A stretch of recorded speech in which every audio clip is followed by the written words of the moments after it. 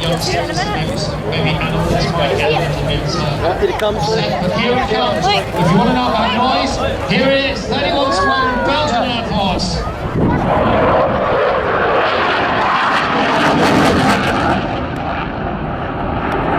Commandant Tom Gisler de Hotel is our pilot.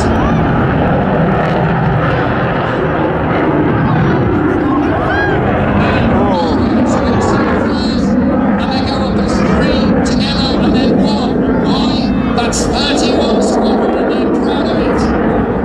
The first, ladies and gentlemen, are to infuse ground-to-air missiles, and on a day like this, they're very potent.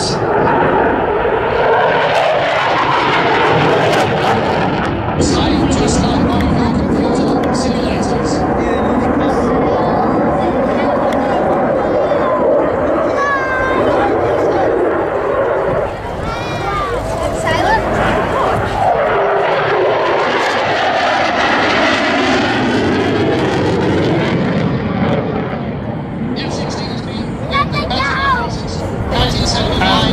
Fly-by-wire allows him to fly at exceptional angles at high speed. It allows him to fly.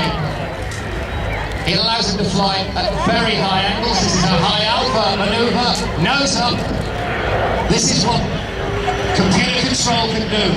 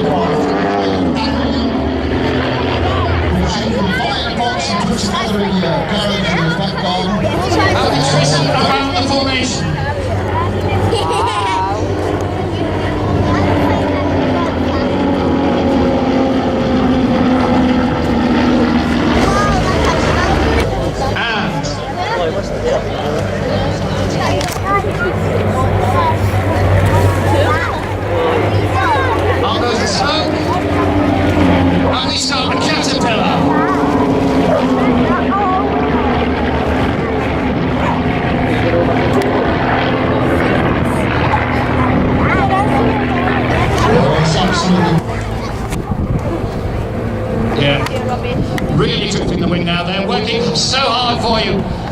There's the break, ladies and gentlemen, we give you Team Radar. Now that's the ship's plane. It's got a rotor, it's not powered, and it's got a helicopter either. So the helicopter, its main rotor would be powered by its engine or engines. Not so on this. That rotor is freewheeling. It's acting as a funny looking thing, isn't it? Now, if you're into movies, and I certainly am.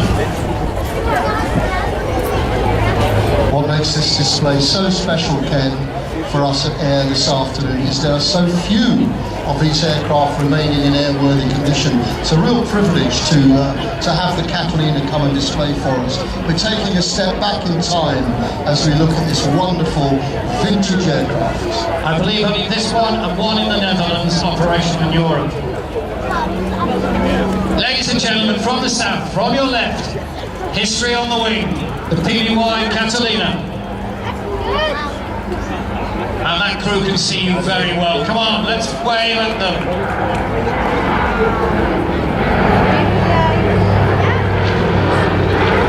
I was on board this aircraft at Headcorn Aerodrome 3 weeks ago, and what struck me as a passenger on the flight was that huge blister. International Airshow, you show them their appreciation.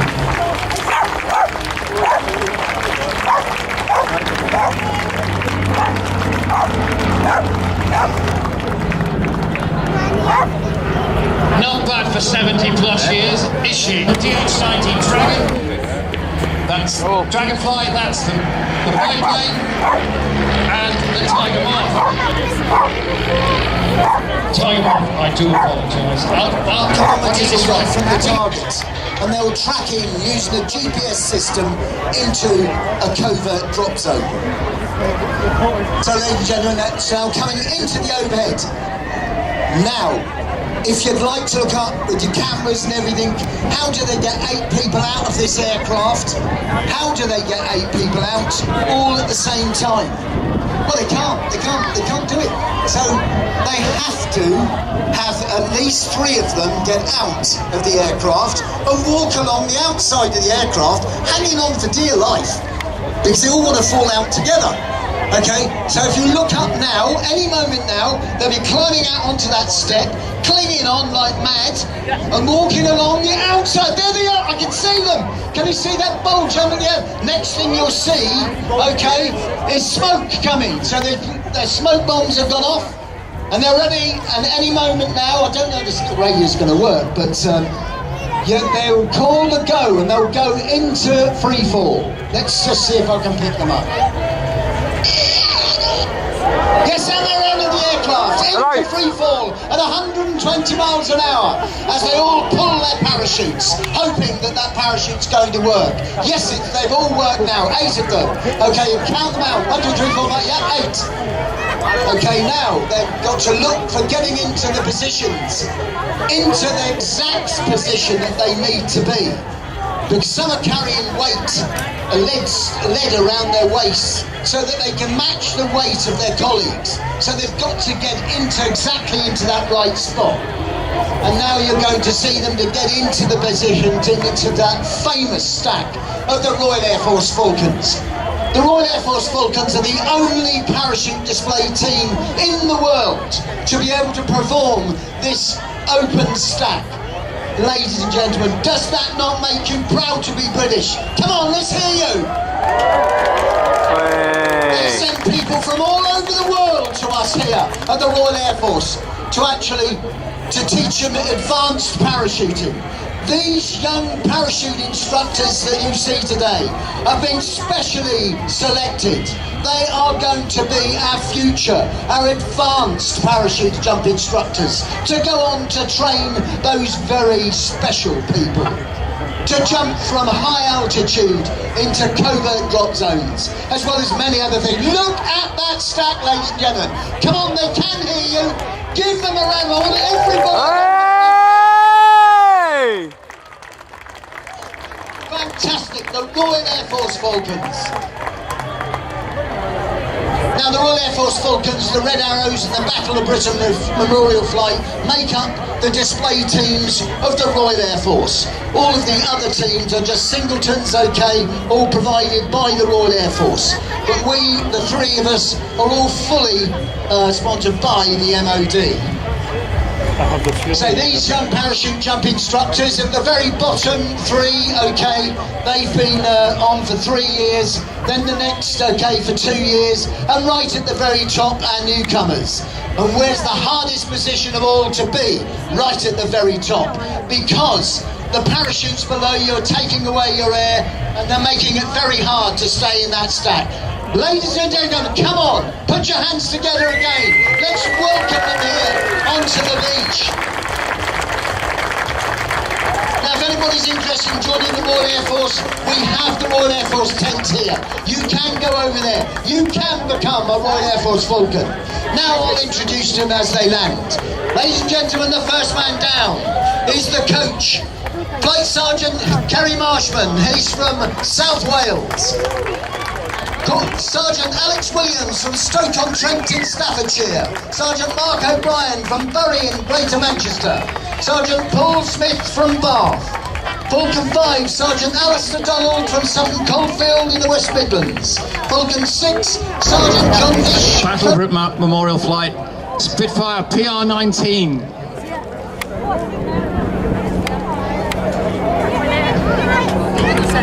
Right ahead. What a way to start.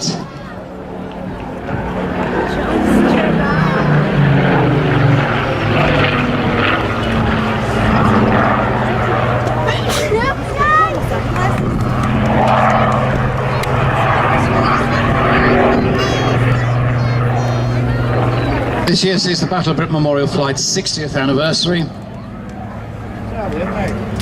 It started initially with a Spitfire and a Hurricane, designed to mark Battle of Britain Day, September the 15th, with a flight past over London.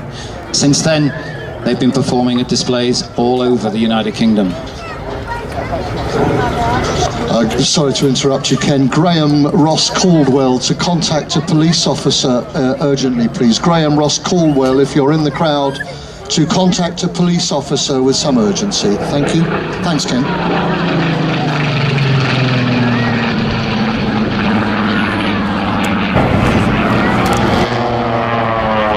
We explained earlier about formation aerobatics. Alex Smee keeps his eye absolutely on Dave Poulsen, the number 1 pilot, and so 2 aeroplanes fly as one.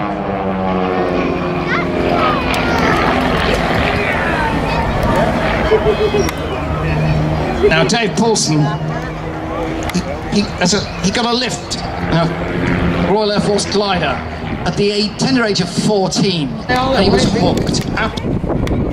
Wonderful, Dave Poulsen.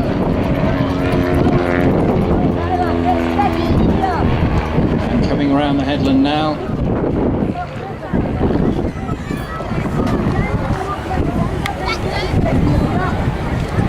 On goes the smoke. Ladies and gentlemen, Alex Smee.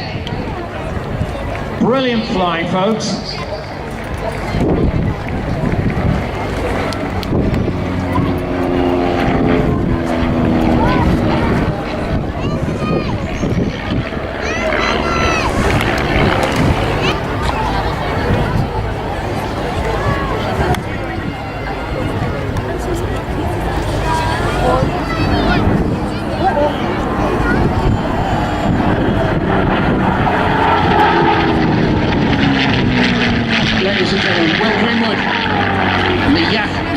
Yak 3, and I'm so pleased this is in the flying programme anyway, and even better that it's close to the Spitfire.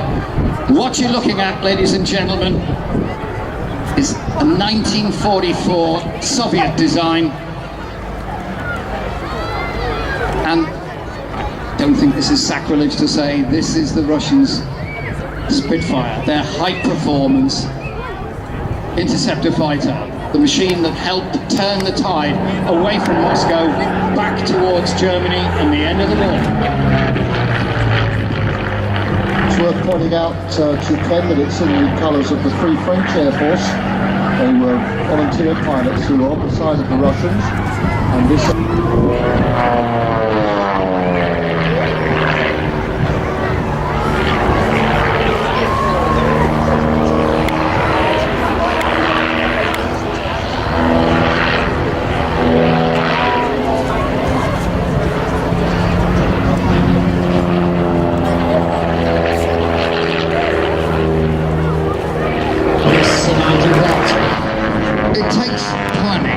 Not at all. It's planned very carefully, and it's also timed very carefully. We use a schematic called Arresti, which is a way that we draw the aerobatic manoeuvre that we're going to do. And in Arresti, it's a very basic cartoon style, and the timing of the display is critically important, and also to stay in the right.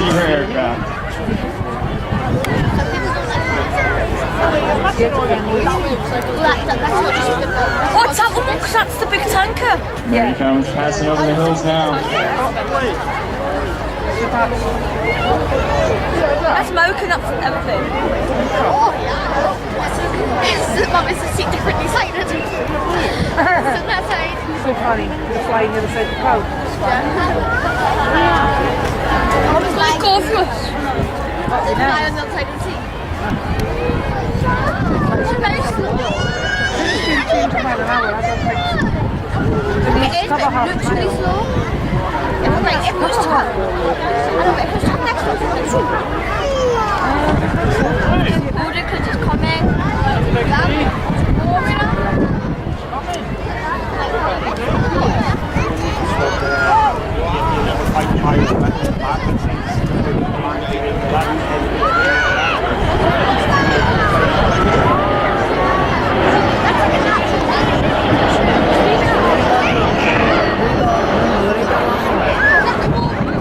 Consider a few of these statistics with me. After the KC-1,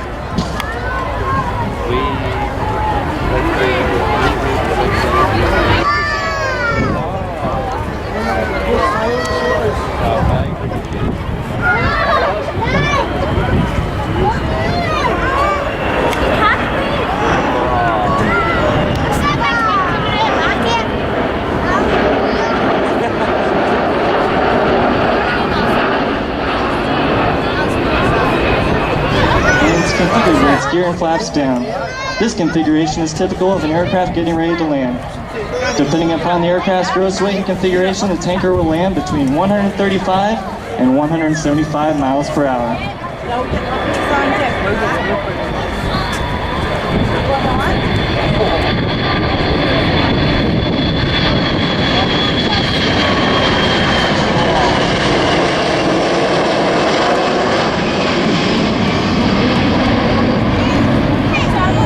Now going back for a minute to myself and Ken at breakfast this morning was, if I can do it, anybody can do it. And Sue really means that. She has worked hard at maintaining this aeroplane, and she said, to use her phrase, I'm no ace of the base, but I love having a go. Well, look at Sue today with her beautiful Boeing Stearman, giving us a display what she's learned over the years, what her father-in-law Ted taught her with his aerobatic skills. And come and entertain you lovely folk. She's given us a wave. Come on, let's give Sue a wave back. Great job.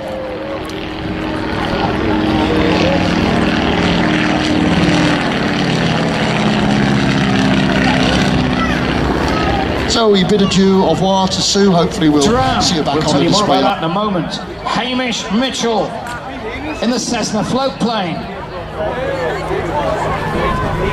Now there's a sight you do not see every day. Although hasten, a lot of people up here would say, yes you do. So what's also an amphibian? Those floats.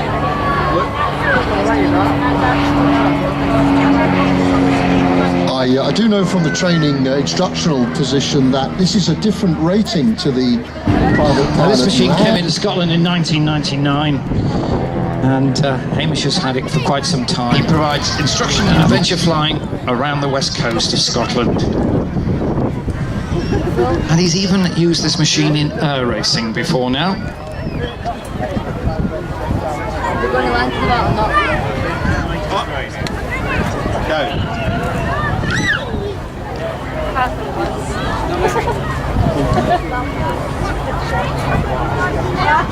And we get ready now. I'm told by a source that is unimpeachable, he's just bought himself an RV8 sports plane as well. Keep your eyes open, folks. This is something you really don't see very often. Lining up, getting it just right, getting ready to kiss the water.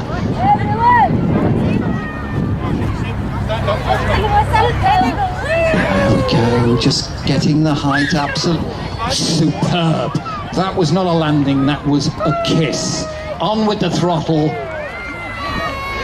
That's incredible. if I may say, Ken, like a butterfly with scorched feet. You may say that. That's an analogy I can't go anywhere near. That's exceptional. Now, why do we keep calling it the wee dram? Well, let's thank everybody for their support during that time. I look forward to bringing you home for many years to come. Saab 340. Captain is Stuart Hill. His number 2 is First Officer Matthew Girling. Is the incredible MiG-15 UTI. Fantastic.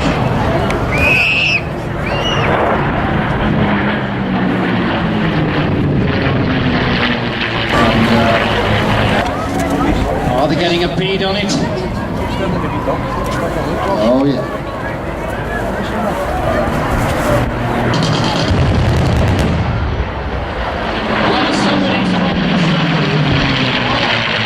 Next on P-15 flanked by a pair of P-51 Mustangs. Oh, this is so good.